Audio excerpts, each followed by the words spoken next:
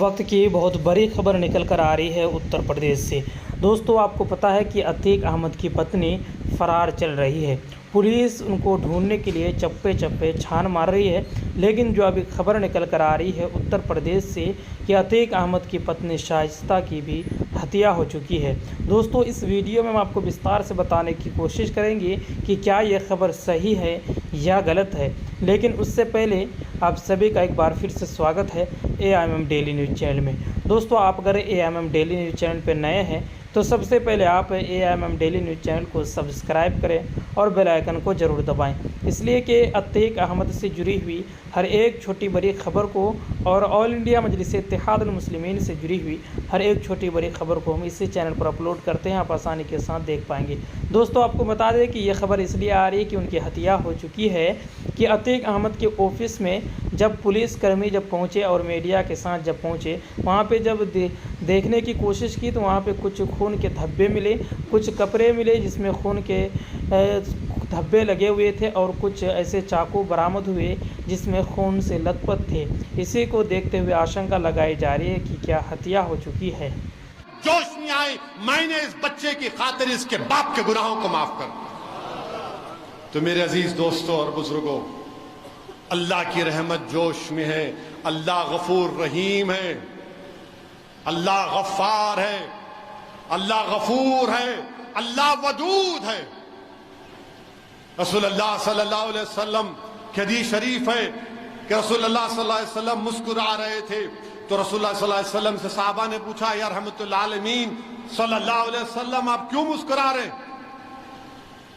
رسول اللہ صلی اللہ علیہ وسلم نے فرمایا کہ اللہ دو لوگوں میں صلح کرائے گا۔ صلح کرائے گا، کیسے کرائے گا؟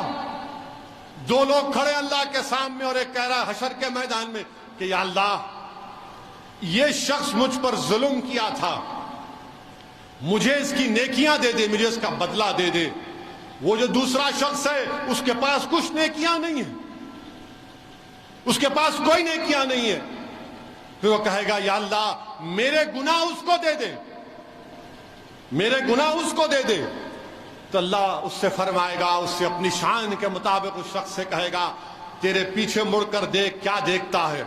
وہ دیکھتا ہے کہ محلات ہیں، نہریں ہیں، ایسی چیزیں جو کبھی اس کی آنکھ نے نہ سوچی ہوں گی نہ دیکھی ہوں گی۔ اللہ کے رسول صلی اللہ علیہ وسلم نے جنت کے تعلق سے ہی بتایا تھا۔ اللہ فرماتا ہے کہ اس کی قیمت ہے، وہ بولے گا اللہ کیا قیمت ہے اس کی؟ اللہ بولے گا اس کی قیمت یہ ہے کہ یہ جنت ہے، تو اس کو اگر اپنے ساتھ لے کے جائے گا تو جو جنت ملے گی۔ تو اللہ ایسے صلح کروائے گا۔ تو میرے عزیز دوستوں اور بزرگوں، اللہ کی رحمت جوش میں ہے، ابھی رمضان ختم نہیں ہوا ہے۔ اگر تم واپسی میں بھی نماز عصر سے پہلے، نماز عصر اور مغرب میں روزہ کرتے وقت بھی تمہارے آنکھ میں اللہ کے خوف سے اگر آنسو آ گئے، میرے آنکھ میں آ جائے، تو اللہ سبحانہ و تعالی جبریل امی بیٹھے ہیں اور رسول اللہ صلی اللہ علیہ وسلم کے ساتھ صحابہ بیٹھے اور ایک صحابی اللہ کے خوف سے رو رہے ہیں، تو جبریل امی کہتے ہیں کہ اعمال کا حساب ہوگا، ان آنسوؤں کا کون حساب کرے گا؟ ان آنسوؤں کا کون حساب کرے گا؟ تو میرے عزیز دوستوں اور بزرگوں، اللہ کی رحمت جوش میں ہے، اللہ کو منا لو۔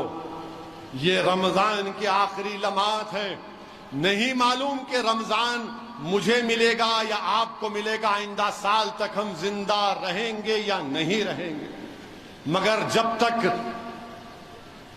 قیامت نہیں آئے گی، دنیا باقی رہے گی، رمضان آتا رہے گا، رمضان آتا رہے گا۔ مجھے محدث دکن کے اس دعا کے الفاظ یاد آ رہے ہیں کہ محدث دکن رو رو کر دعا کرتے تھے، یا اللہ آپ نے رمضان میں ہم کو مسجد میں بلا لیا، اب مسجد سے ہم کو باہر مت کریے۔ دعا کرو کہ یا اللہ تو رمضان میں ہم کو مسجدوں میں بلا لیا، اب مسجدوں سے ہم کو باہر مت بھیجا۔ ہم نے خوب، جس کو اللہ نے دولت دی انہوں نے خوب زکوٰۃ صدقہ نکالا، غریبوں کو کھانا کھلایا، مگر یاد رکھو صرف رمضان میں کھانا کھلانا نہیں، اللہ نے تم کو دولت دی، مجھے دولت دی، تو ہمارا کام یہ ہے کہ ان غریبوں کو کھانا کھلاؤ. اور یہ مت دیکھو کہ غریب کون سے مذہب کا ہے, ہندو ہے یا مسلمان ہے یا دلت ہے یا عیسائی ہے, آدی واسی غریب ہے, بھوکا ہے, کھانا کھلاؤ. کیونکہ ایمان کیا بتایا گیا؟ ایمان یہ بتایا گیا حدیث شریف میں کہ اگر تمہارے اطراف میں کوئی پڑوسی ہے اور اگر وہ بھوکا ہے تو ایمان نہیں ہے. یہ نہیں کہا گیا کہ پڑوسی مسلمان ہے یا ہندو ہے. تو میرے عزیز دوستوں اور بزرگوں, ان باتوں کا خیال رکھیے. اور پھر آپ جانتے ہیں کہ ہمارے وطن عزیز میں بہت سی ایسی چیزیں ہو رہی ہیں جس کا ذکر میں نے پہلے بھی کیا اور آج بھی کر رہا ہوں. تو یاد رکھو اسلام کیسے ملا.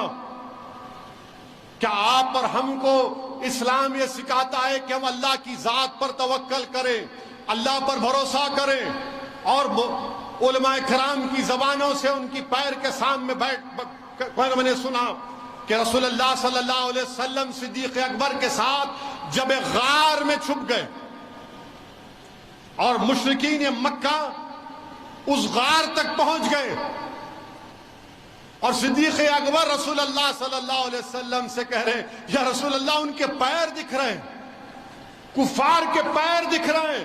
رسول اللہ صلی اللہ علیہ وسلم, حدیث میں آیا کہ چہرے مبارک پر پورا اطمینان تھا, اور اطمینان کیوں نہ ہو رحمت للعالمین. اللہ کے رسول صلی اللہ علیہ وسلم نے صدیق اکبر سے کہا کہ وہ کہ صدیق, کیا تم یہ پسند نہیں کرتے کہ ہم دو کے ساتھ ایک تیسرا ہے, وہ ہمارا اللہ ہے. اللہ پر پورا بھروسہ کرو. تو مسلمانوں یاد رکھو, اللہ پر بھروسہ کرو. تمہارا ڈر تم کو تباہ و برباد کر رہا ہے, تمہارا خوف تم کو تباہ و برباد کر رہا ہے. کبھی اللہ پر توکل کرنا تو سیکھو. حکمت کے نام پر بزدلی کے مظاہرے مت کرو, حکمت کے نام پر بزدلی کے مظاہرے مت کرو. یاد رکھو اللہ پر توکل کرو, اللہ ہمارے لیے کافی ہے. حسبنا اللہ و نعم الوکیل, حسبنا اللہ و نعم الوکیل, حسبنا اللہ و نعم الوکیل. اللہ پر توکل کرو, اللہ پر توکل کرو, اللہ سے امید رکھو. انسانوں سے, حکمرانوں سے, سیاسی قائدین سے نہیں, اللہ سے امید رکھو. اللہ ہمارے لیے کافی ہے, اللہ ہمارے لیے کافی ہے. تمہارا خوف, تمہارا ڈر ہم کو تباہ کر رہا ہے. ارے یہ طاقتور ہے, حکومت ہے, سب چیز ان کے پاس ہے. رے دیوانے, اقتدار اس کے پاس ہوگا, طاقت اس کے پاس ہوگی, سب چیز اس کے پاس ہوگی, مگر اس تمام کا بنانے والا تو تمہارا اور میرا رب ہے, جس کو ہم اللہ کہتے ہیں, جس کو ہم اللہ کہتے ہیں. تو یاد رکھو اللہ پر توکل کرو, ڈر ڈر کر زندگی مت گزارو.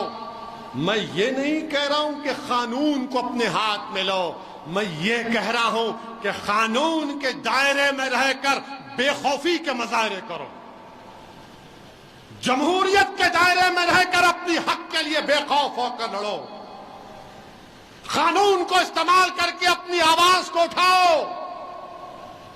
اگر تم ڈرو گے, نہیں نہیں, یہ وقت نہیں ہے, یہ وقت نہیں ہے. اویسی مکہ مسجد کے صحن سے جذباتی تقریر تو کر دے گا, مگر حالات ایسے نہیں ہیں. ارے دیوانوں, مکے کی سرزمین کے حالات کیا اچھے تھے؟ کیا مکے کی سرزمین کے حالات اچھے تھے؟ کیا بدر حنین کے حالات اچھے تھے؟ کیا مودہ کی زمین کے حالات اچھے تھے؟ کیا کربلا کی زمین کے حالات اچھے تھے؟ ارے حالات کو اچھا بنانا یہ ہماری ذمہ داری ہے. دعا کرو اللہ سے اور میدان میں جا کر عمل کرو. اپنی دعاؤں کو آزماؤ, اپنی دعاؤں کو آزماؤ. تم دعا بھی کرو گے اور پھر خوف بھی کرو گے. بچپنے میں میں جب تیرنا شروع کیا تو اب ہماری خالہ کا ایک باغ تھا, ستار باغ میں بڑی بولی تھی. تو ہم کو کیسے سکھایا گیا؟ بولے کود جامعہ. بولے بولی ہے